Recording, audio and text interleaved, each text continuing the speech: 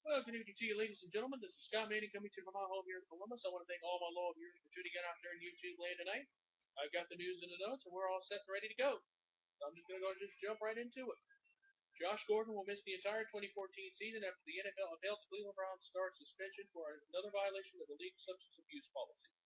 The NFL announced Wednesday that arbitrator Harold Henderson upheld the suspension for a failed test for marijuana. The Pro Bowler had appealed the ruling and met with Henderson and other league officials in New York on August 4th. The suspension is effective immediately, and the league said in a statement that his eligibility for reinstatement will be determined following the 2014 season. So that's where we stand with Josh Gordon right now. I mean, come on. If you do drugs, okay, you get suspended. That's fine. He gets suspended for the rest of the season, while somebody from the Baltimore Ravens only gets 2 games for beating up a woman. Come on. That's not right. I think the NFL's being paid by the Ravens organization to kind of, trying to keep this hush hush, and it's not going to work. The Ravens player that did this issued an apology, but a 2-game suspension is way too lenient for assault and battery. If Josh Gordon's going to be suspended for the rest of the season, I think the Ravens player should have been suspended for the rest of the season for what he caused from beating up a woman sometime a couple months back. I don't remember his name, but that's how it goes. But I also got some other news concerning another suspension in the world of football. U.S. senior cornerback Josh Shaw admitted to lying about how he suffered his ankle injuries last weekend and has been suspended indefinitely. The school said in a statement Wednesday, Shaw said he suffered a pair of high ankle sprains Saturday night after jumping from a second story of an apartment complex to save his 7-year-old son from drowning. His 7-year-old nephew did not know how to swim. He admitted to the team officials on Wednesday that his story was complete fabrication, and head coach Steve Sarkson said Tuesday the school received several calls questioning the authenticity of Shaw's story and had been investigating the matter. So that's how it stands with USC right now. Their national championship hopes, I don't know where they're ranked in the top 25 polls, but we'll have to go from here. And he's been suspended indefinitely. We'll see how long of a suspension, how long he will actually be suspended for. But ESPNSportsNation.com said 37% of the people that voted tonight at ESPNSportsNation.com said he should have only gotten one to two games. That's what I think he should be looking at. I don't know for sure, but if I hear anything new on the Josh Gordon situation or on the Josh Law situation as well, I will certainly pass that along to you. Don't worry about that. I've got you covered. Doc Rivers agreed to a new deal with the Los Angeles Clippers that will keep him through the 2018-19 season.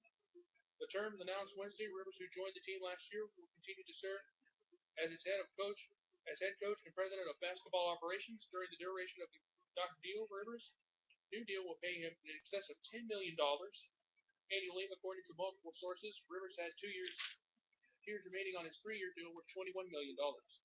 He signed last year when he came to L.A. from Los Angeles from the Boston Celtics. We'll see how Doc Rivers does. Maybe the Clippers can finally win a world championship. We'll see about that. We got the NBA season starting here in about a couple of months. We'll see how everything goes from there. Now we do have some marquee matchups in college football that I want to bring up to your attention. 2 big matchups I want you to pay attention to. Georgia against Clemson. That's a 5:30 game on ESPN. I think Georgia's going to win that one. I think they got a good team. They're favored, but they are 7-point favorite according to ESPN. We'll see what happens from there. We got LSU playing Wisconsin at 9 o'clock on ESPN as well.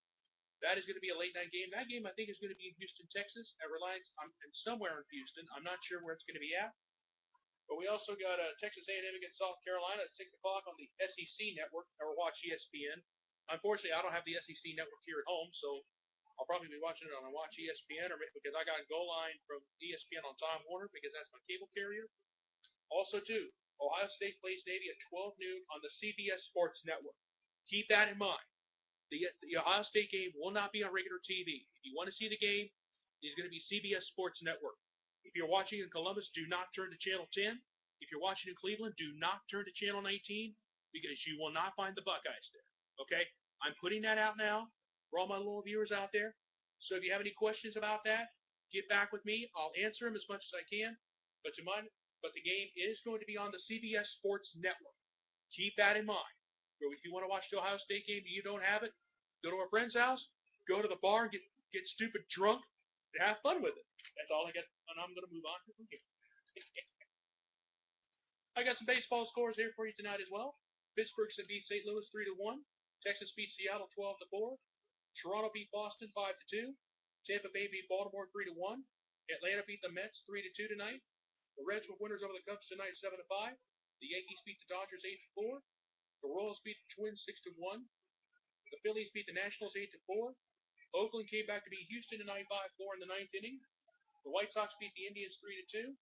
San Diego beat Milwaukee 3-2 in 10 innings tonight. The Dodgers beat the Diamondbacks 3-1. The LA Angels beat the Miami Marlins 6-1. And San Francisco beat Colorado 4-2 on a walk-off home run in the bottom of the ninth. So now, the division standings and the wild card standings up to the moment. This is what I've got. In the American League East, Baltimore leads New York by 6 games. In the Central Division, Kansas City leads by 2.5 over Detroit. And out west, the LA Angels lead Oakland by 1.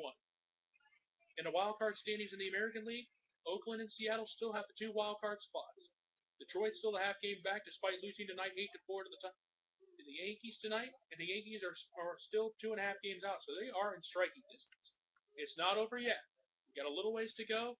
September is going to be coming up here in a couple of days, and before you know it, folks, we're going to be talking October baseball.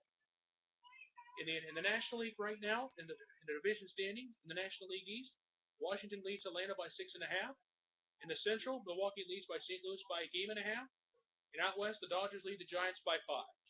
And in the wild card standings in the National League, St. Louis and San Francisco still have the 2 wild card spots, with Atlanta and Pittsburgh still 1.5 games out, third and fourth.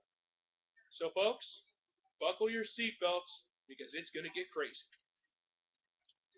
And finally tonight, last night I asked you what your favorite college mascot was. I actually got a response to that. So now, this is a serious opinion question. With Braxton Miller out for the season, and they got to turn to JT Barnett, the question is, will Ohio State win the Big Ten championship despite Braxton Miller being out for the entire 2014 season? I would love to hear from you on that. I would love to see Ohio State win the Big Ten championship.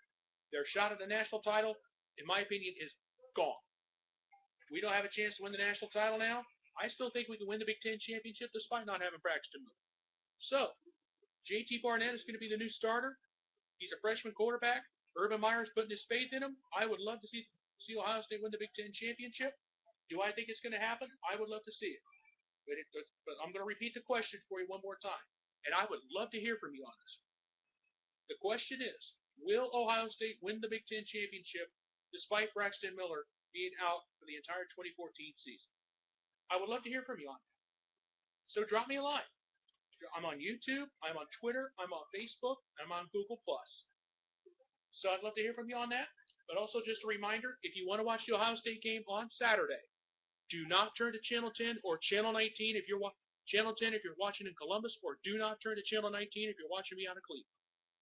Because you will not find the Ohio State game on the CBS television network. The game is on the CBS Sports Network. It's a whole other new channel. So if you have any questions with me on that, drop me a line. I'll answer them for you. And also to the opinion question of the night. Will Ohio State win the Big Ten championship despite Braxton Miller being out for the entire 2014 season? I would love to hear from you tonight. I'm on YouTube, I'm on Google+, I'm on Facebook, and I am on Twitter.